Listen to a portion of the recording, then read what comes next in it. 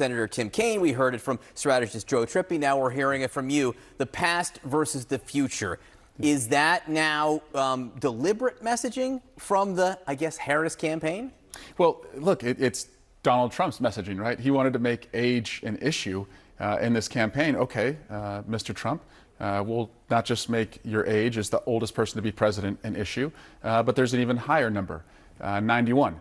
That's the number of felonies you're facing, and you've been convicted by about a third of them, and you're going up against a tough former prosecutor. And so he's got a much different opponent now, and he has every reason to be obsessed now with process rather than about the case he should be making for the American people. How effective do you think the age issue could be for Democrats now, if at all? I mean, it's a pretty big shift to go from being concerned about your candidate's age to being on the offense about age. I promise you're never going to hear Donald Trump ask his opponent to take a cognitive test again. We've probably heard the last of that.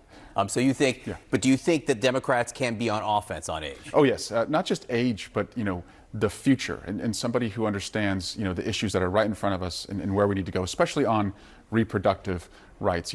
Kamala Harris has been the champion for women's rights over the last 4 years, and she's been on this college campus tour, and it hasn't been talked about enough, but she draws thousands of young students when she goes to these campuses and fires them up about their rights and how they vanished like that under Donald Trump, and how she'll be the one who can defend them and bring them back. So you passed through the same prosecutor's office as Harris did. You have a lot of connections and ties with her. What is it that you think will make her a uniquely effective candidate?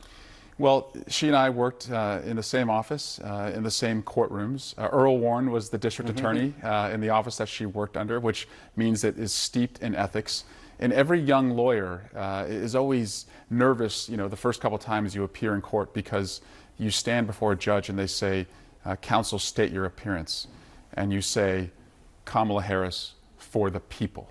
And that was her case when she ran for president in 2020, and she made that case in the courtroom, and now she's making it across the country. She's running for the people on the issues they care about. And by the way, John, Donald Trump has been going around saying he's going to easily beat Kamala Harris.